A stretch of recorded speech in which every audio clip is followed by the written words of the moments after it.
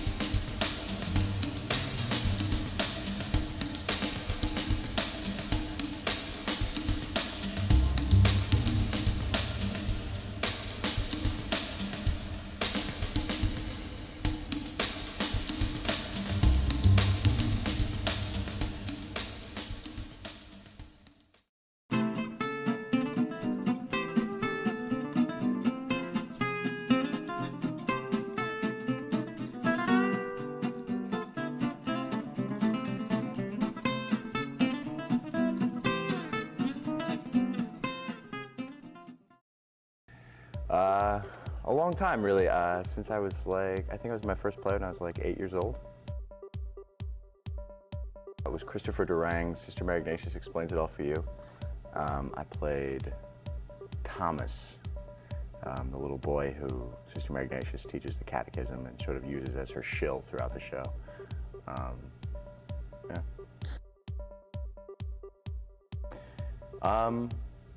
I think it's really the sort of like chemical aspect of it.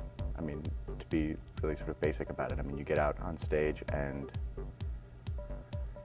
you have to kind of invent things in the moment. I guess it's that possibility of being able to invent things in the moment, of coming up with something without planning it or even consciously trying to do it that moves the audience or makes a better connection to the actor you're with on stage.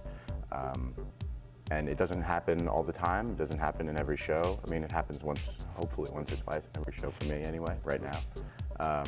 Where suddenly you'll make something up and right on stage, and it'll surprise you. And you can always feel it register in the audience. And those moments are sort of what keeps me going from one sort of like minor failure to the next. Well, usually I mean, what I am trying to develop in myself is a real sort of constant focus, so that I can really just be listening and just be in the moment. And sometimes I have to check in with myself, make sure that I'm not, tense, or that I'm not preventing myself from like just listening and responding. But usually that's what I'm hopefully doing, is just sort of being aware of what's around me and taking in, responding within the appropriate parameters, like being in the given circumstances and allowing the developing story to sort of affect my body and affect my imagination. Yeah, I mean, I do yoga. I make sure that my body is available for my breath. I make sure that my voice is warmed up. And I try to get myself sort of centered in my body, physically, like literally centered in my body, so that I'm I can initiate my movements from a sort of grounded place. Herman is a man. He is a Polish Jew, one of the few who survived the Holocaust. He's come to New York. It's 1949, and he left behind before the war his wife and children, whom he thinks are dead, and he is now married to his former servant, a Gentile Polish woman, who hid him for 3 years during the war in a hayloft. And he, in 1949, when our story opens, he has also begun carrying on an affair with a survivor of the camps, a woman named Masha, who is very tormented and troubled. And what really makes this story sort of complicated is that his wife, whom he thought was dead, comes back and re-enters his life. And suddenly he has these 3 women with varying needs who also offer him various things, and he's sort of struggling to really just sort of keep his life in some degree of balance. And that, of course, becomes impossible by the end of the play. I think it's an important discussion to be having. In our sort of contemporary climate, I think our country is very divided along the lines of sort of faith and reason. And I think that that's something that these characters are really hotly debating, because they are all, they are people who are defined by their religious belief to a certain extent, even though the Nazis sort of defined them, in terms of genetic heritage. So this question of how can God have allowed his chosen people to be virtually wiped out, I think allows for a lot of ruminating on the sort of essential question of, why does God allow terrible things? If there is a God, why does God allow such evil to take place in the world? And I think that's always an interesting question to be asking. I don't know. God, I used to think, I don't know. I mean, I think I don't, I grew up in Northern California, and, to parents who sort of like wanted me to do whatever I could do and had the highest possible, hopes for me. And, so first I wanted to be a Major League Baseball player, and then I wanted to be President of the United States, and then I decided I want to be an actor. So it's been one pie in the sky delusion to the next, and now here I am. So far I've been a waiter, to carry me from one thing to the next, and now I've gotten this job, and I have another job coming up that's going to be a year contract. So I won't have to worry about that so much for a while, but I think probably what I'll keep doing is waiting tables, because it is, it's very, it's reasonably profitable. You can totally support yourself. You're not committed to anyone, so that if you need to leave, you can, and without feeling like you've betrayed anyone or let anyone down. And it's a lousy enough job that you really don't want to have it for too long, so you're motivated to keep working on it, to keep working to get the next acting gig. Well, I have this job as a standby on the Lion King tour, a national Lion King tour. I'm going to be doing a standby for Scar and for Pumbaa.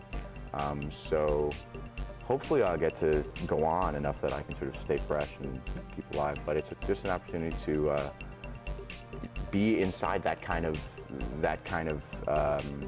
enormous theatrical machine and know what that's like, and also see a bunch of cities in the country that I've never seen, and hopefully have a good time. I don't know, we'll see. If I think of the person who I sort of who just wows me and blows my mind, is Dustin Hoffman, because if you go back and watch his movies, he is always himself. There's always some essential thing that is him, and that you feel like, he's revealing himself, and yet he creates these characters who are so vastly different. I think he's just, sort of one of the great treasures of American acting. I think my favorite movie recently is Good Night and Good Luck, because I felt like it was an important movie. I felt like it, and I felt there were moments in the theater where I felt like sitting there with the audience. There's stuff that Murrow was just looking into the camera and saying, and it seemed like it was stuff that we all needed to hear, and that no one in the political world or in the world of journalism was saying today, and it felt so vital, and at the same time, because of that, so tragic that we were getting it from a movie. We were getting it from George Clooney and David Strathairn instead of real people. I mean, not that they're not real people, but instead of people in our contemporary reality. And I also thought it was just like a really disciplined movie. I mean, it stuck to the form and style of the original show, I think, and which made it sort of a little slower and tighter than maybe most audiences were sort of ready for. And I think that was an excellent choice, and also sort of really rigorous one. Well, he's suddenly become like this force for real good in Hollywood. I saw Syriana too. I didn't really I didn't like it as much, just because you were getting sort of a lot of information all the time, and it was, it was interesting, but it sort of was like, how much of this am I really expected to synthesize and carry into the next thing? I mean, it was a smart movie, but it was maybe a little too, I don't know, labyrinthine in terms of its plot. I have a lot, I just got out of school in May, and I have a lot of friends who are all sort of like struggling through these early parts of their careers, and I think the thing, you have to do is just sort of like figure out a way to be happy in your life, even when you're not working, and so that you can sort of, that the struggle of trying to be an actor is something that you can, that you can find ways that feeds you, and ways that keeps you happy, because you have to, I think you have to walk into auditions at your best, and by at your best I don't mean like well-groomed, but at your best in terms of like having a positive outlook and being able to give a lot of energy and give emotionally and be generous.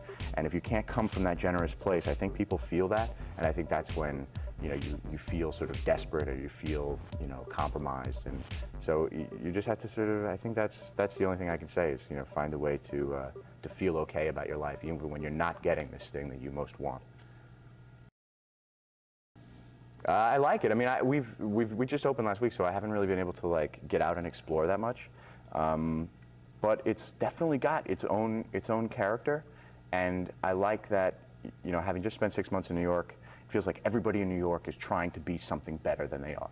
Everybody's striving to get to the next thing, and here it feels like, I mean, I'm sure people are ambitious here and trying to do what they need to do, but it just seems like people here are sort of, they're not trying to put anything on. I mean, you go to a bar and there's a scene there, and it lacks the same sort of anxiety and insecurity that you feel in, where everybody's sort of looking around and feel like, am I good enough to be here? Am I cool enough?